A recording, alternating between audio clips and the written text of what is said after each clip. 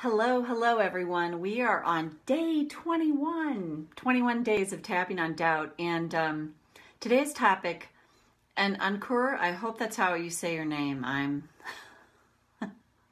I could do but Ankur, you have a great one here. So I'm going to read what you wrote. I fear losing the moment. At times I've not acted upon my impulses to do or say things at the right moment. Doing so has costed me years of hard work in every sphere, like love, life, and career. I feel I've let my own hard work down. Why do I let the moment go when I've worked so hard for it? Now I am improving. I don't know who else would face this. Heidi, hey, awesome. And Carrie, awesome. Glad to see you here. I'm waving at you both. So Ankur, I know I've done this. Oh my God. That's why I titled this Self-sabotage. So this is what I always say. I think I said this yesterday on a video. I'm not always sure. Hello, Heidi. I'm not sure always why I feel the need to remember when I said it, but howdy, Carrie. I love it. Howdy, y'all. That's me, y'all, you all. But it's anytime we are not doing something, say not following through, not completing something that we know would be better if we did. We are always unconsciously trying to protect ourselves in some way. And in the reverse, anytime we have a behavior that we know is not serving us and we keep doing it, it's the same thing. And this is to me always where, and I preach this and I get taken out all day long and I have to really pay attention to it and hit the reboot button. This is where self-judgment comes in. You know, and that's what anchors the problem in even more. Hey, Sophia, happy you're here too. That's what anchors the problem in more is the self-judgment. Like, see, oh, I did it again. I always give up the moment. And I do that dramatically, but honestly, I think that's what goes on inside most of us is we're just beating the shit out of ourselves for why didn't I follow through? You know, the why questions. Why don't I do that? Why don't I? I mean, really, those can be so disempowering. And of course, yeah, hello, Heidi, right? Like high 10. I so get this. And it's to remember to come back to love and self-acceptance regardless, because I always say it this way, Sophia, you have 3 little girls, so you could really relate to this. Heidi and Carrie, I don't know about you. I have a daughter and then I have a stepdaughter, so I have 2 girls. When I see them struggling, I don't go like, buck up. Why are you self-sabotaging? But that's how I freaking speak to myself. So it's great to sort of start to separate. If you saw your child, even if you don't have kids, imagine if you saw your child struggling with this very thing, self-sabotaging, always giving up the moment, would you get down on them? Probably not. But we do it to ourselves. So this is a key thing here is I just wanted to share this part. This is happening for you because somewhere a long time ago, Ankur, you learned it wasn't safe. It's better to take yourself out, even though from what do we call it? From our human side, you're like, I want this thing in my life. I want this success. I want this change. The unconscious, the little kid in us that got beaten down for shining too much or doing something, got this message loud and clear. Oh no, don't you dare shine. No, you don't get too big for your britches. Who do you think you are? You know, you got to be humble. Humble. So what humble to me gets so misinterpreted is it becomes humiliation. Like I have to humiliate myself. Hey, Dawn, I got to humiliate myself. And Carrie, you say, I want to tell everyone to buck up, but I restrain myself. That's really good. It's good you restrain yourself. So Carrie, I suspect that's what you're telling yourself. Buck up, Carrie, buck up. I do it. I mean, oh my God, the beating. So really pay attention to, that's why I really love these terms. Love did not create this thought. I choose to see love instead of this. You know, even in the moment when you catch yourself, ooh, love did not create this thought. Because that is freaking true. Love did not create the thought that's like, come on, buck up, you're self-sabotaging. You know, come on, just do it. Even the Nike slogan, just do it. Well, wouldn't you just do it if you could? Wouldn't you truly follow through? If you didn't have something telling you, danger, danger, danger. Nope. You're going to get beaten down by somebody else. You're going to get criticized. You're going to get publicly humiliated. That's why being humble to me gets so misinterpreted. It becomes humiliation. And I know that was true for me. I got that drilled into me about being humble. And what I was doing is I was humiliating myself because it often happened. So, all right. That said, let's start tapping. So karate chop. Even though I doubt myself, I doubt my follow through. I doubt that I'll finish this. I doubt that I'll get over this. I just doubt and doubt and doubt myself. And then in comes the beating. I choose to acknowledge I feel this way. Oh, no way. Yeah, I had a Marine dad too. Maybe we talked about that, Carrie. Even though I doubt myself, I doubt that I'll follow through. All this hard work, what a waste if I don't follow through. Maybe that's part of the problem too. I've been working myself to the bone. What if there's another way? I choose to acknowledge my feelings now. Even though I doubt myself, I fear I'm going to lose momentum. I'm going to lose the moment. Because I always end up sabotaging. And this costs me years of hard work in every area of my life. And then the beating comes in. The self-attack. I choose to acknowledge my feelings now. What if the only thing I need to do right now is deal with my self-attack? It is 100% true. If I knew how to follow through on this, if fear wasn't bubbling up inside of me right before I crossed the finish line, I would cross it.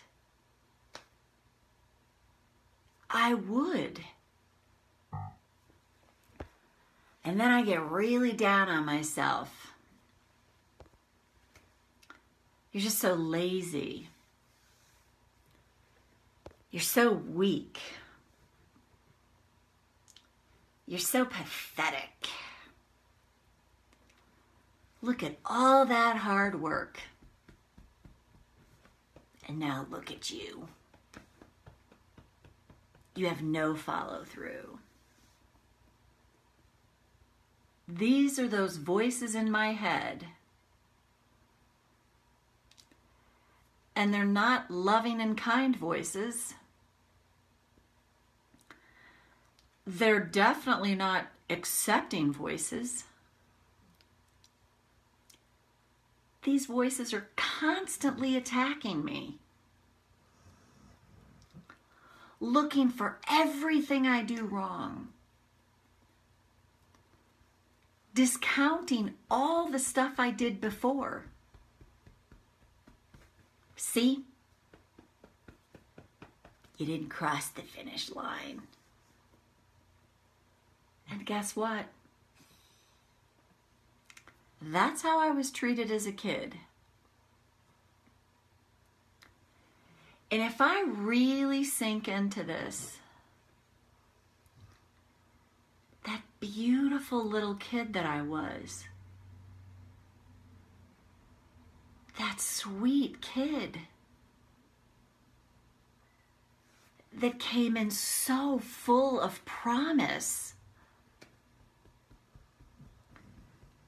so capable, so full of promise. That beautiful little kid I was got beaten down time and time again. You have no follow through. Do as I say, not as I do. Marines don't care, they'll do it. I'll eat the burnt toast. All the different ways I learned to think less of myself. All the ways that promise in me got buried. Somewhere along the way, I learned to armor myself, to protect myself, because that hurt so much. So I started to treat myself the way I was treated. And I'm open to healing this now. So what if my work right now is just to start to pay attention to all the shitty stuff I say to myself, and notice that self-attack with more distance. Not judge myself for judging myself, because then I'm just doubling down.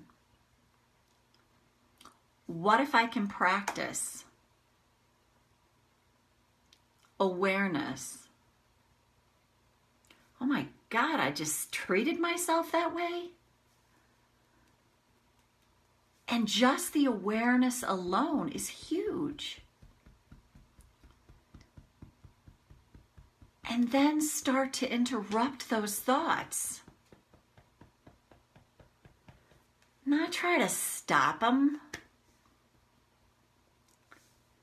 I can't stop them. They've got too much momentum right now. And not even try to think positive, because that's too soon. Just start to be aware of all the self-attack. And when I catch it,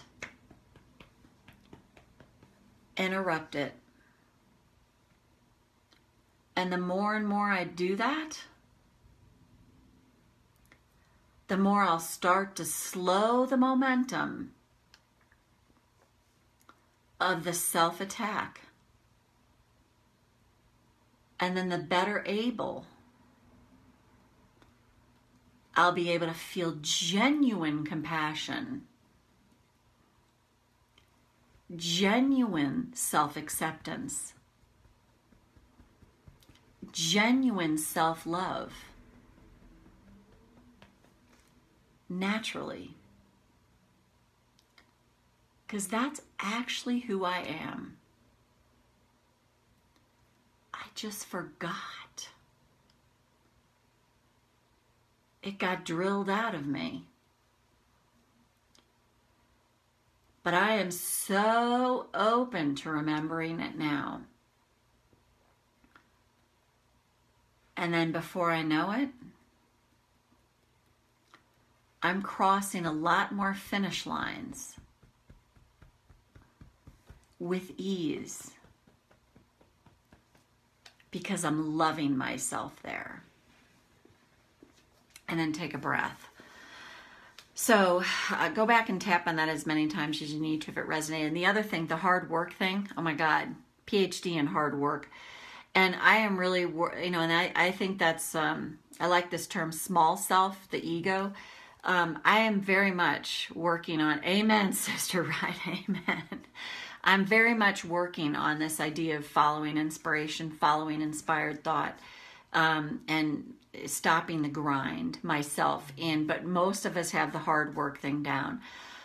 So what if you can start to pay attention to that too and be like, am I pushing myself? I always talk about this. Am I in the pushing energy? It's like, you just got to do this. Okay, when we're in the pushing energy, that is the time to just take a break, to step away from the computer if you're on the computer, to step away from a problem, go get a cup of tea, go stand outside and look at a tree for 3 to 5 minutes and just reset that energy, because it starts to slow that momentum. Because I would catch it in myself. It's my one girlfriend said to me one time, "Oh, Marti, you're just a one more thing girl. Just one more thing, and then I'll rest. Just one more thing, and then I'll just rest. One more thing, and then I'll stop. Just one more thing." And I was one more thinging myself into adrenal, issues. So think about that too, like following the inspiration. Hard work sucks.